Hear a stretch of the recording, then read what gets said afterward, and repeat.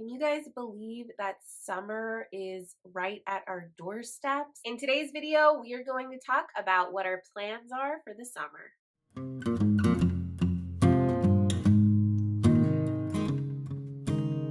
First of all, welcome back to the channel. If you're new here, I'm Kayla. I am a homeschool graduate turned homeschool mom, and I'm currently homeschooling my 9-year-old and my 6.5-year-old.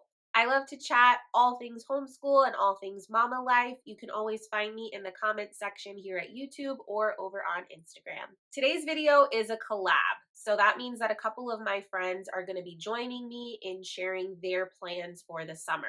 Some of us might be continuing to school to some extent through the summer. Some of us are taking a nice long break from school. There might be some travel plans, some vacation plans, or some sort of special events that we have going on during the summer. But whatever it is, we're chatting about it in this collab playlist. So if you're interested in seeing what other homeschool families are doing for the summer, check out the playlist that I have linked in the description box below. So for us personally, we are not going to be taking a long sort of traditional school year break over the summer. We live in South Central Texas, and summers here are brutal. It doesn't mean that we're going to stay inside all summer, but it does mean that it doesn't really make sense for our family to take a prolonged break over the summer. So we will be doing some school. However, it will not be our full lineup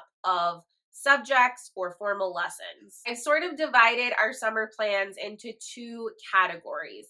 So our first category is our focus points, what we're going to be focusing on as far as homeschool. And then our second category is fun. So focus and fun. So for our focus points for our homeschool, there's a couple of main things that we're going to be working on and hopefully wrapping up in the next few weeks. I'm going to keep our schedule super light. I recently saw a fellow homeschool mama on Instagram use the term soft schooling, and I really liked that. I feel like that is the perfect way to describe what I want to do over the summer. The first one is reading lessons. So we use All About Reading. My 6-year-old is almost finished with level 1 of All About Reading, and my 9-year-old is almost finished with level 4 of All About Reading. So my plan is with each of my girls to continue working on their All About Reading levels until those are complete.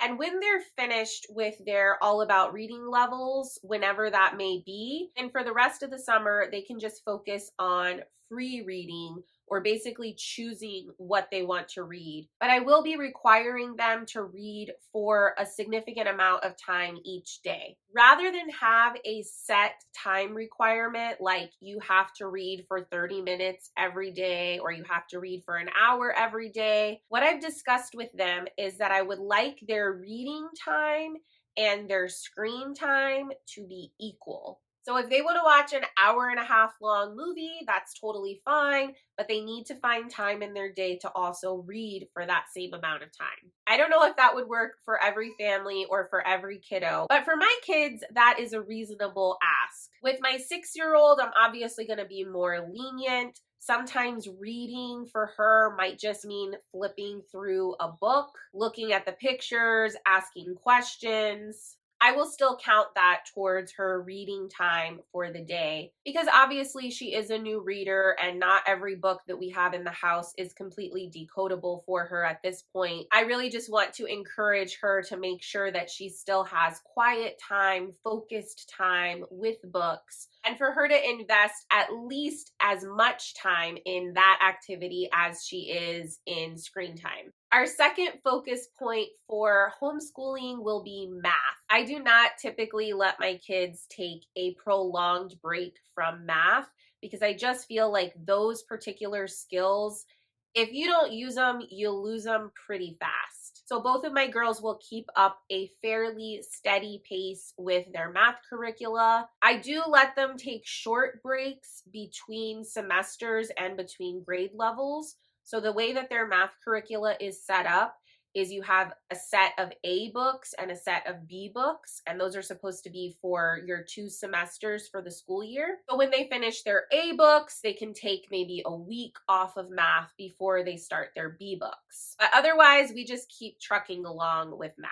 Our third summer focus point for our homeschool is going to be our history and geography lessons. We're so close to finishing up History Quest early times. And y'all, as much as I love this curricula, it has just taken us so long to get through it. If you've been keeping track, I believe by the time we finish this, we will have been working through it for 2 full years, which is not how the curricula is designed. It's meant to be covered in 36 weeks or 1 school year, and it has just taken us double that time. That is not a knock on the curricula at all. We love History Quest. We're going to continue using History Quest. We had a lot of starts and stops with this program. And then we also had some deeper dives into a few of the ancient civilizations that are covered in this curricula, much deeper and more time consuming than the schedule allows for. So yeah, there's a combination of reasons why it's taken us so long to cover this, but I am so excited that we are wrapping it this summer. So this is really what I'm going to be hitting hard and focusing on. The 2 units that we're going to be covering more deeply are going to be ancient Rome and ancient China. And I plan on doing the same thing that I have done with ancient Greece and with ancient India, where I add a lot of additional books, whether that be mythology or poetry or an additional read aloud. I like to tie in extra literature where I can, which is also part of the reason why this takes a little bit longer for us. But I'm determined to try to stick to the schedule over the summer so that we can finally wrap this up. So we will be diving into Rome. We will be diving into China. I'll also be including some social studies, cultural studies, geography lessons that cover the modern day regions and countries that we're learning about. I'm not totally sure yet. I still need to get my book lists and my lesson plans in order, but that is what we're going to be really focusing on over the next 6 to 8 weeks. Okay, so reading, math, history, geography, social studies, cultural studies, those are going to be our main focus points for formal learning homeschool lessons over the summer. Basically, this is going to be like half of our normal workload for our homeschool. So we're still going to get plenty of time for our second category, fun. So what fun plans do we have for the summer? Well, there's a few things. Nothing super elaborate or exciting, but we do have a beach trip planned. It's going to be a super fun family trip with my husband's siblings and their families. We rented a big house, so there's room for everybody, room for all the kids. My kids are so excited to be able to go to the beach with their cousins. I know we're going to have a ton of fun. So that will be a nice little getaway. And even though we're only going to be gone for a couple of days, I'm planning on taking that whole week off of homeschool and formal lessons.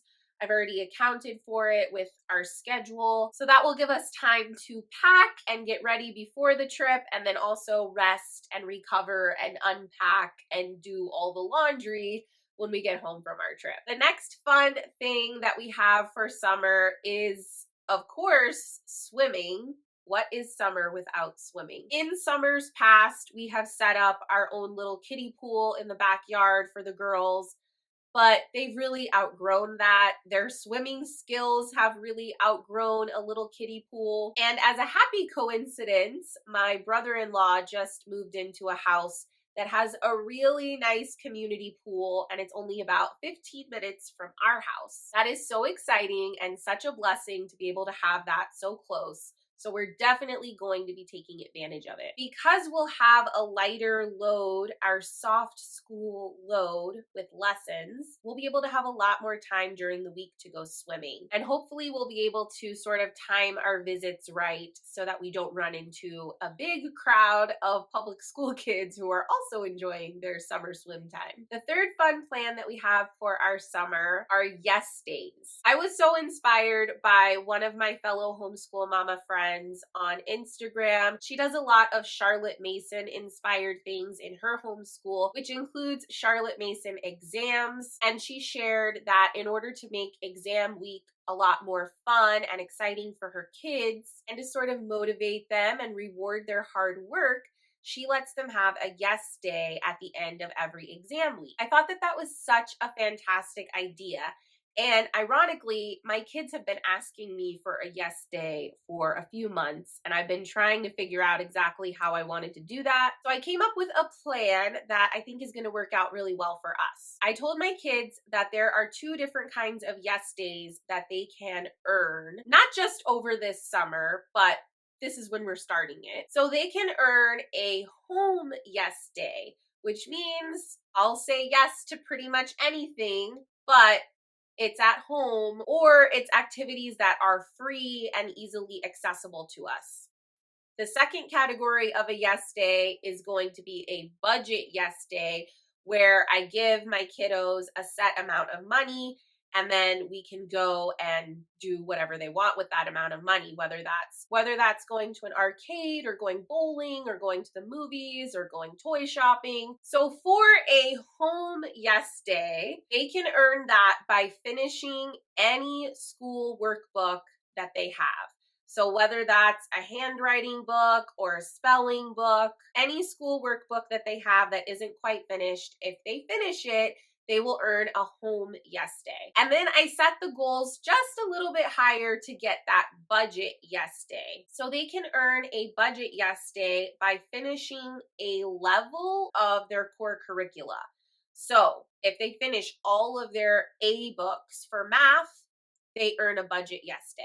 If they finish all of their B books for math, they get a budget yes day. If they finish a whole level of All About Reading, or we as a family finish a whole entire level of one of our group subjects, like finishing History Quest or finishing our science curricula, all of those things will be rewarded by a budget yes day. I also gave them 2 ways as individuals to earn budget yes days. So for my oldest, who is 9 and about to go into 4th grade this fall, for every 10 chapter books that she reads independently and turns in a book report for, she will earn a budget yes day. And then for my 6-year-old, who's going to be an official 1st grader in the fall, she will earn a budget yes day for every 50 books that she reads and provides some sort of narration for. I definitely wanted to give them different options and different avenues that they could choose in order to earn these yes days. So hopefully this will work out. It's definitely a first for us. We haven't had any official yes days ever in our household, although we have talked about it and sort of kicked the idea around a lot. I will have some general ground rules for both categories of yes days. What I have so far is that you can't hurt yourself, you can't hurt anybody else, and you can't damage property. If there's anything that I am missing or that I haven't thought of that you would suggest adding to the rule list, please let me know. Can you tell that I'm a little bit nervous about this whole thing? So I will update you guys and let you know how that goes. But just in presenting the idea to my kids, they were super excited. And I feel like it's going to give us that little bit of pep in our step that we need to get through the summer. All right, y'all, that's pretty much it. That's what we have going on for the summer. I would love to hear from you guys. Are y'all taking a long summer break? Do you have any special vacations or events planned?